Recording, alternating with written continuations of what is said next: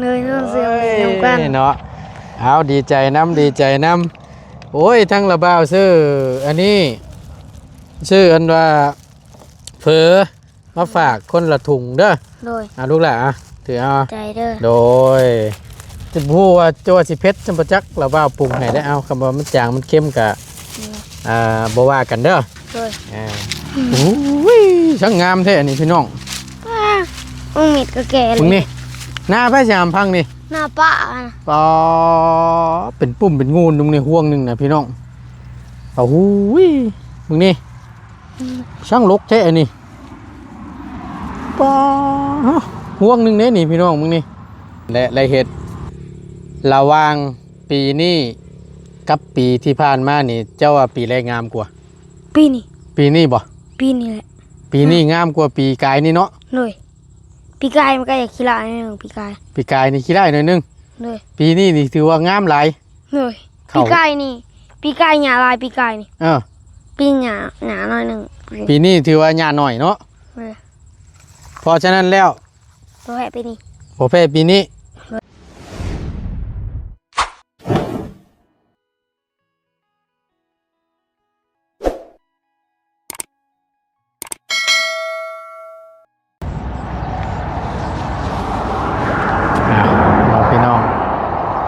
เปิดภาพมีบ้านนี้เนาะ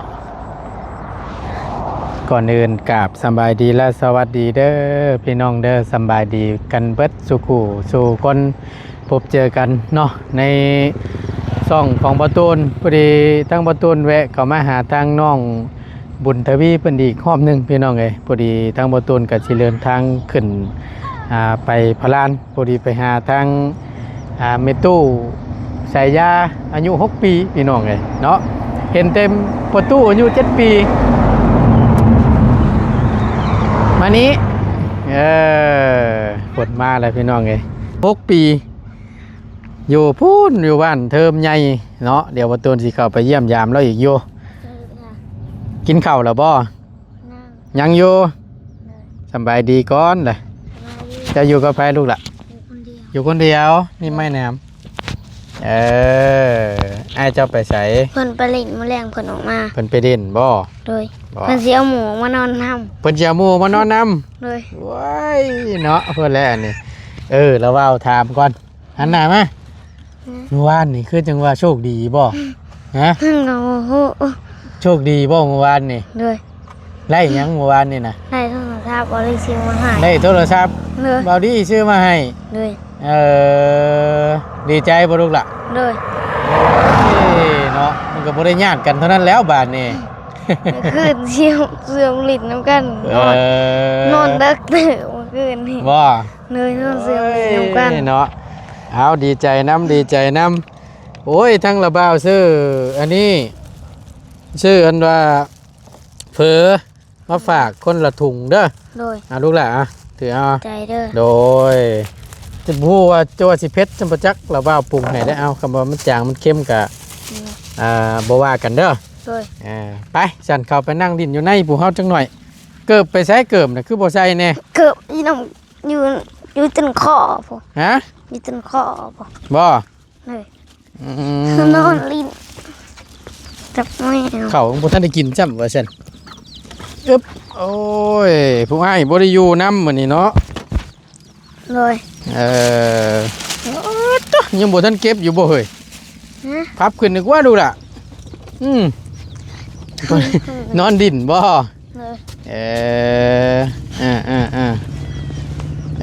เบิ่งหั่นใส่นี่บ่เลยตัวแบบเดียวกันเลยบ่ครับมันของง่ายนะเลยโอ้คักอีหลีนี่มีน้ำโพงนำเลยอะไรซื้อมาให้มันโอ้แถม2 อันเลยคักอีหลีฉันนี่ควรมันจะกี่พุ่นแต่กี่พุ่นไม่คักแล้วสันเนาะได้โทรหาแม่แล้วบ่ยังฮะยังอยู่โทรนะแม่ดูล่ะหาแม่น่ะนั่งมีซิมมันบ่มีซิมเลยเอ้าบ่ได้ซื้อซิมมาให้บ่เลยยันว่าซื้อซิมมาให้มีเงินเพื่อจังไปซื้อได้บ่เลย เออ 60ให้ลุงพาไป ลุงพาไปซื้อนะ60 เลย อืม มีสมโน หมูมีสมโนู เลย เออเฮ็ดอะไรสันบัดนี่ ให้ลุง ให้ลุงพาไป เลยลุงมี ลุงมีสมโนู เลย ลุงมีบัตรประชาชน เลย ให้ลุงพาไปบ่ เลย แสดงว่าบริเครื่องอันบัตรประชาชนแล้วยันเต็มแล้วเนาะลงทะเบียนนี่ เลย ฉันละชื่อมาให้แล้วพี่น้องเลยเพราะว่าของประตูนนี่ก็เต็มเรียบร้อยแล้วอันว่าตัวที่ว่าอันลงทะเบียนนะอึ๊บโอ้ยห้องเงี้ยวๆอยู่ห้องหยางนี่นี่เนาะ แต่คุณมาคนเดียวอ่ะ ขึ้นมาคนเดียวเราเบาขึ้นมาคนเดียว เอาไปยาวมา บ่ยาวบ่ได้มามื้อนี่บ่ยาวพักผ่อนว่าซั่นจังระเบาขึ้นมาคนเดียวก็เลยแวะเข้ามาหาเจ้านี่แล้วมาแสดงความยินดีน้ำนี่แหละเนาะได้โทรศัพท์ใหม่ว่าตัวนอนรับอยู่บ่เฮ้ยเมื่อคืนนี่ นอนรับ นอนรับอยู่ เลย บ่ยันวะดีใจตื่นเต้น เขานอนกับบุญทวี ฮะ เขานอนกับบุญทวี นอนกอดบุญทวี เลย นอนก่อนบ่ เลยขึ้นนอนดึกตื่นบุญทวี โอ้นึกว่านอนก่อนนะนอนก่อนรับก่อนว่าซั่นซะ เลย จะนอนทั้งใดรู้ล่ะนอนอยู่ในพุ่นบอก นอนนำกัน นอนเคียงข้างกันเลย เลยบุญทวีบอกมาเนาะยันเน็ตมันบ่ยันเน็ตมันบ่หอดบัวเดี๋ยวมานอนนำกัน เสื่อมฮอตเอา เลย ปล่อยฮอตสปอร์ตเอา เลย แบ่งให้เจ้าดินน้ำชิบ่ เลย เออเอาดินกะ ดินกะให้จักเวลาเด้อหำเด้อ เลย ดินอะไรให้จักเวลายามดินก็ดินเด้อ เลย ยามรับยามนอนก็นอนโมเมนว่าดินแล้วจนลืมรับลืมนอนกับบ่ได้เด้อดินให้รู้จักดินให้รู้จัก เวียดจักเราไปใช่เลย พักผ่อนไปครับ บ่เวียด จังว่านี่แหละจังเราเบากับบูฮู้กันแล้วตอนนี้เด้อ หนูมันขึ้นมานำเจ้ามื้อนี้ ลุงหนวดอยู่พลาน เลย ลุงหนว จะ ด มาสองคนนี่ คนเดียวเหรอเปล่า จะมาหวานเนี่ย วานเนี่ยแม่นลงมา2 คน เฮาว่าจะลงมาสาม ฮะ เฮาว่าลุงหนวดขึ้นจะเฮาว่าลุงหนวดเฮาว่าลุงหนวดขึ้นลูกเจ้า บ่ลุงหนวดยังไม่ทันได้ลงมาซ้ำพี่น้องก็ถือว่ายอมรับเลยแหละน้องคนทั้งสองนี่เก่งหลายเนาะอายุชำนี้ไปกันอยู่2 คนจัก1ข้าว1น้ำเฮ็ดอยู่เฮ็ดกินเบิ่งเงียงดูแลซึ่งกันและกันหั่นนะทั้งลุงทั้งนาบ่าวก็อยู่อีกเคือนต่างหากเนาะครับ เลย เอาข้าวให้เพิ่นกินอยู่บ่แมวหน่อยนี่ อาหาร กินแล้ว กินอะไร ข้าวเจ้าใกล้สิสุกแล้วครับ เลยอันนี้ ใส่ไปหาเลาะเบิ่งดูไปเบิ่งไป ไม่ไง ฮะ แม่งแค่ ใส่ นี่ โอ้หอมเลยน่ะมันแข็งข้าวบ่ เลย มันบ่แม่นนั่นน่ะ ฮะ โอ้แต่ว่างามนะห้วยข้าวเนาะแต่ว่าปะปนกับหญ้าไปนำ ปัดเลยเกี่ยว ฮะ เกี่ยวบุเลย เกี่ยวบูเลย เลย ใส่คนเกี่ยวบ่ เลย หรือว่าเอาเครื่องตัดเอา ทัดบัวไม่มีขังจัก บ่มีเครื่องจักร เลย พี่น้องเนาะเจ้าเราบ่ได้ไปไสมื้อนี่ เลยเขาไม่จะอยู่เพื่อน มีแต่เผาเฮือนบ่ เลย เผาหน้าเนาะ เหรอ พอดีล่ะพี่น้องไอ้ทั้งบ่ตูนก็ถือโอกาสย่างเลาะเบิ่งเข้าให้เข้าหน้าของน้องบุญทวีเนาะอ๋อป้าอยู่พี่บ่ เลย ผมคักก็ดีอยู่นี่เนาะป้าเปไผอยู่เทิงพุ่นน่ะ เอาเนี่ยขึ้นไปผูกจะบนทวี ช่างมัดแท้นี่ นอน บ่ย่านตกบ่าม เบื่อ ก็อยู่สูงแท้ เบานิ้วมากเมื่อวานเรามากินข้าวน แต่ก็งามเลยพี่น้องไอ้เข้าพวกนี้ป๊าดโต ำจะล่มไปเลย เนาะอยู่ใกล้ห่มไม้ประเทศกันนั่นน่ะนี่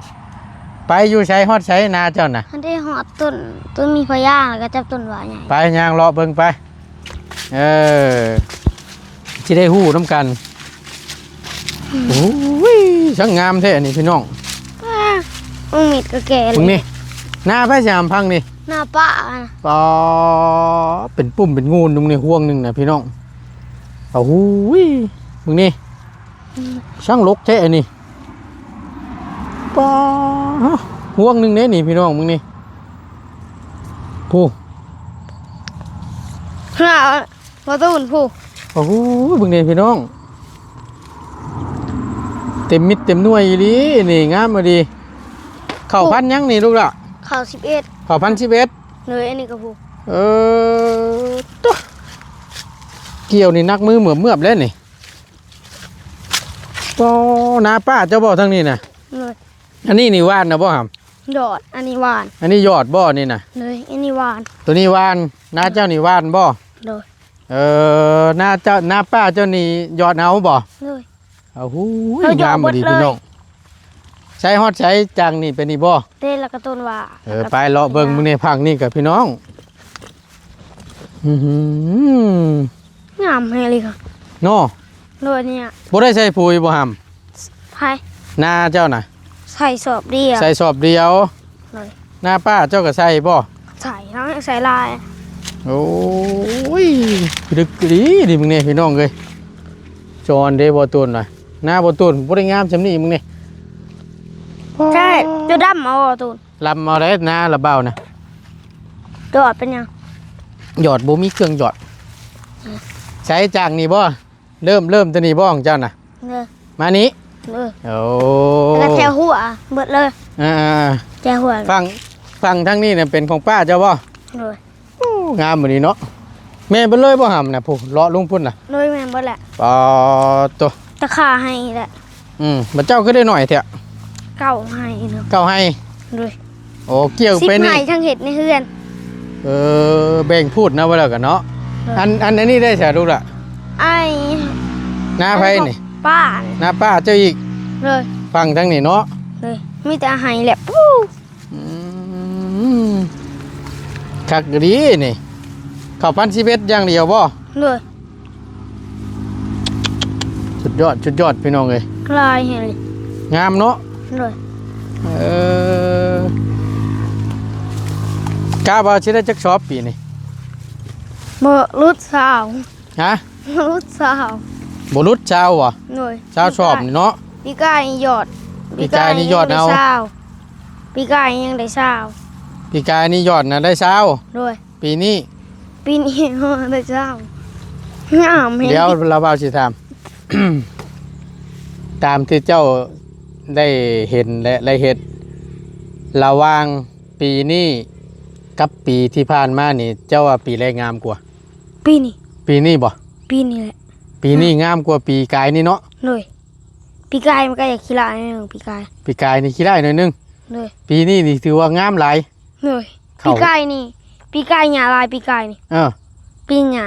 หน่อยหนึ่ง ปีนี้ถือว่าหญ้าหน่อยเนาะ เลย เพราะฉะนั้นแล้ว ตัวแพ้ปีนี้ บ่แพ้ปีนี้ ปีนี้งามกว่า เลย มั่นใจจังใดก็ต้องได้เช้า เธอเคย30 โอ้สุดยอด ได้30มา ได้ปาดูอันนี้บ่ลูกล่ะ ให้นี่ก็แมน อันนี้ก็แม่นฮักลงไปนี่บ่ อันเขาป้าเขาป้าเกี่ยวแล้ว อันน่าจะปลาลุงไปนี่บ่ขึ้นไปนี่บ่ เลยขึ้นไปหาเต้จะมาพยางนะแม่นแหละ ฮอดพายางขาวนะ เลย โอ้แล้วก็ยาวขึ้นไปหั่น เลยก็ แล้วแม่นเบิดเลยบ่นี่ เลยอะไรนี่ ฮะ เบิดเลย เบิดเลย เลย เลื่นตัวนั้นได้สาวของเจ้าคือกันบ่ เลย ปังนอกไปทางไหน ตัวเขาเอาเวียบเอาตามาจอดรถนะ แม่น บ่แม่นตาคายแล้ว โอ้ขายแล้ว เลย บ่ง่ายๆกับเพิ่นแบ่งให้แม่นแถวนี้นะนี่เนาะขึ้นไปนี่ เราให้เห็ดซื่อๆจะให้เรากับปั้น ให้เฮ็ดก่อน เลย แต่ยังบ่ทันได้อันนั้นบ่ยังบ่ทันได้ปั่นบ่ เลย คักกะลินี่ งามเห็ดดิป่ะนี่ดิป่ะเก่งเดียวนี่ มีบ่ใช้เบ็ดกบอยู่บ่เฮ้ย ใส่ ฮะ ทันทีก็บอลลี่ ใช้บอลลี่มาปล่อยนี่บ่ 3 ถุงแล้วปล่อยให้หน้าตื่นคอนั่นเท่ามันสิมา โอ้ยมันบ่อยู่แล้ว คือมื้อหน้ามุทวีเพิ่นย่างมาให้เฮาพาไปขี่อยู่หลุม เออ รถตุ้มคืนมาย่างไปขี่จังเฮาตุ้ม โอ้ย นี่ เนาะ พุ่น เด็กหน่อยกบเล่นมันหลุดกบปวดอย่าเอาไปปีกกินมันปล่อยมาจับได้นี่ก็แม่นบ่ฮัมแม่นบ่เลยมานี่เนาะเลยใส่เบ็ดกบนี่คักเท่าได้พี่น้องเก็บมาแม่หอยนะไปปล่อยนะเอาไปปล่อยนี่ใส่เอาอยู่อ่างเจ้าน่ะใช้เดี่ยงหอยเดี่ยงปลานะงามสอนเข่าพี่น้องทั้งบ่ตูนก็ได้นี่เรียบร้อยชุกแล้วมันมีน้ำในฝนมันตกเนาะเลยถ้าว่าแบบฝนบ่ตกมันแห้งเนี่ยนี่ก็นั่นอยู่หรอกนี่แป๊บเดียวได้นี่ไปปล่อยหอยก่อนงามไปดีพี่น้องยอมรับเลย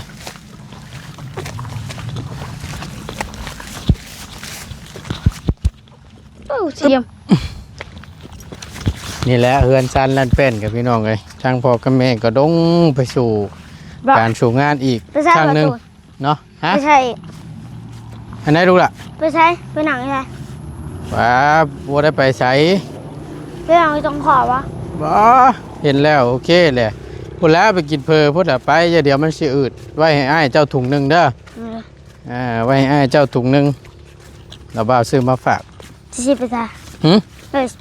จะไปใช้ไหมชื่ออยู่วังทางเข่าวัดมหาโชคกันเด้อยู่ห้านนั่นเจ้าเคยกินอยู่บ่เคยอยู่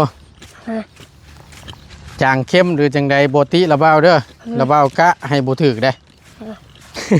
เพราะว่าคนเฮามันกินบุคือกันเด้ก่อมันนี่เบิ่งนวดจะเสียนมันอืดไปแล้วประจักนั่งดอกเต้นั่งอยู่บ่เบิ่งโดนั่งแค่พื้นพานเจ้าไปเอาใช้1 เข่า1 น้ำดูผ่านเบานี่ซื้อมาหายอ๋อหลังคานตารางป้าหอนแฮเลยห่อนแล้ววะสดๆห่อนในเด้น่ะกินโลดดูล่ะยันว่าเจ้าหิวว่ายังบ่ทันได้กินข้าวกินน้ำให้ยังบ่อยากยังบ่หิววะเลยเอากินมื้อเช้าเลยกินมื้อเช้านี่เลยเอาฉันไว้กินอันนั้นไว้กินพร้อมกันกับไม้ฉันเด้อนอนกลางมุ้งอยู่บ่กลางคืนนี่กันได้มุ้งกลางอยู่บ่เลยยันว่าบ่ได้กลางมุ้งกลางเฮเด้น่ะพวกนี้มันเข่ามาหยอกไม่เอาอีกนอนรับเลยแมนลูกข้างมุกเอาไม้ใช้แมวนี่มาตาหน้าลุงโคน้ำเพลินอยากเอามาเลี้ยงเลยพอได้มันไล่หนูบ่เลยตะกี้มีหนูลายมันมาเงียบบัดเลยหนูนี่จือบ่ติดื้อเขาน้ำช้ำปลาเลยดูล่ะยังอยู่บ่ยังบ่เตียงซื้อมาให้สอบนะกุ้มประมาณจักเดือนน่ะชอบหนึ่งน่ะล้นเติบบ่ล้นเติบจนลืมพวกนั้นน่ะเนาะเลยตาบ่ยังเคิงอยู่ตอนบ่รีซื้อมาให้กะยังเคิงสอบพอข้าวสารนะข้าวสารเลยโอ้ยชอบหนึ่งก็ได้หลายเติบอยู่ดอกพี่น้อง50 โล2 คนกินก็มันนี่เฮากินคนเดียวก้อยแต่ตอนวันที่วีเหมือนไปเขากินคนเดียวให้เขายังบวชบ่เลยเขาต้องเหมือนเขา1 ถ้วย 1 เขาบวชกินคนเดียวครับ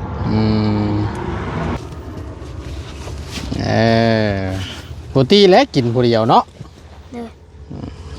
บ่ค่อยเปลืองปานใดดอกก่อมันนี่ดีแล้วนี่ข้าวน้ำช้ำปลานี่แหละพี่น้องสำคัญเนาะทั้งแม่ได้เห็นอยู่บ่นี่เนี่ยทั้งแม่ได้เบิ่งอยู่บ่ติดต่อมาหาลูกชายนี่กว่าเนาะอย่างเดียวฮะเขามีแต่เบิ่งบอลลี่อย่างเดียวบ่แม่เจ้านะมีแต่เบิ่งบอลลี่อย่างเดียวเลยจะบ่ตา2 คนนั่นแหละบ่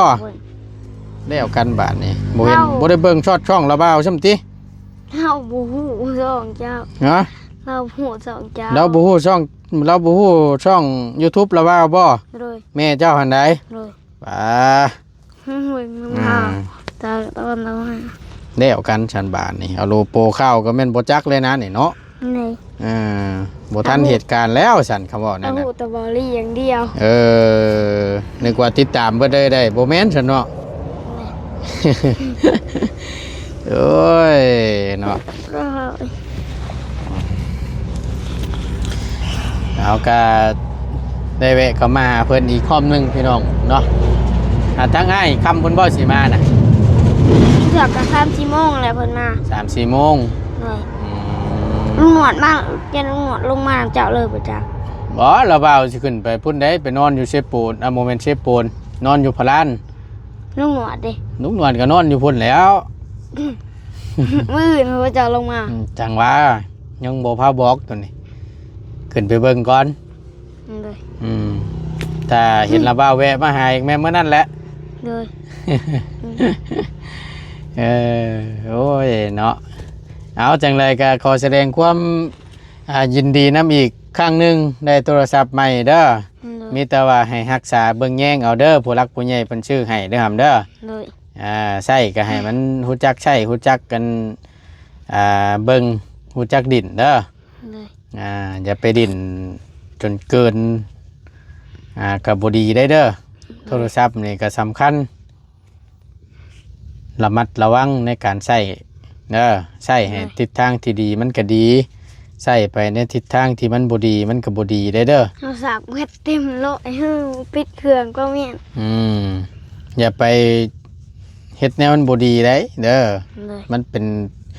โทรศัพท์นี่เปรียบเสมือนลาบช่องคมพุ่นใดพี่น้องเอ้ยถ้าว่าใช้ไปในแนวทิศทางที่มันดีมันก็ดีใช้ไปแนวทิศทางที่มันบ่ดีมันก็มีผลมาหาเฮาเพราะฉะนั้นแล้วให้ระมัดระวังเตือนน้องๆเพิ่นทางบ่ตนก็ได้ให้ใช้ให้เป็นประโยชน์ว่าซั่นซะ ที่ แล้วหนึง เชื่อมเน็ตแน่ๆเอาตูน เชื่อมนิดเด้นี่ จากโหลดเกมเลย ว้าวบ่เอาได้เฮ้ย เอวมีแนวหลินเลย โอ้บ่เอา บ่ได้แล้วละบ่าวสิไปเวียกก่อนถ้าให้พุ่นแหละเจ้ามาพุ่นแหละเดี๋ยวจังคอยเชื่อมเด้อ เลย เออ เพิ่นอ่านโมเว้นตัวโหลดเกมนะ บ่ดิ้นแล้วเฮ้ยเนาะใหญ่แล้วบ่เป็นบ่าวได้ไปฉันทั้งละบ่าวไปก่อน เลย โดยสบายดีพี่น้องแน่ บอดี้ โอเคมาละบ่าวอันขอไม้แน่โอเคไปฉันไว้มื้อหน้าแล้วละบ่าวลงมาสิมาเยี่ยมใหม่เด้อ เลย ชมว่ามีข่าวดีดิพี่น้องข่าวดีดิเมื่อวานนี่ได้โทรศัพท์เครื่องใหม่เนาะเอาดีอกดีใจน้ำน้องเพิ่นในไลน์เนาะขอบคุณในไลน์ทั้งประตูนก็ได้จะได้ขอน้ำลาแล้วขอจบคลิปลงไว้เพียงแค่นี้ก่อนอยู่ดีมีแห้งเด้อพี่น้องเด้อสำหรับคลิปนี้ประตูนได้แล้วพี่น้องพบเจอกันคลิปหน้าไปก่อนเดินทางอีกยังอีกยาวไกลพี่น้องเลยเนาะแม่งก็ใส่คู่ใจเปลี่ยนขั้นบาทนี่พอดีเอาตัวนี้มาใส่บาทนี่ ขอชิงน้ำน้องตีหนึ่งเพิ่นทุกเทื่อนี่เพิ่นก็สิบ่ได้ให้ได้พี่น้องเอ้ยมักแท้ๆคันนี่นะคันใหม่เพิ่นนี่มันแห้งเพิ่นว่าคันเก่าพอเอาไปใช้รถว่าซั่น คันนี้ไว้บักหลาขี่ไปเฮียนว่าซั่นเนาะไปพี่น้องเอ้ยขอบคุณในไลน์เจอกันคลิปหน้าไปก่อนเด้อพี่น้องเด้อสบายดีเด้อ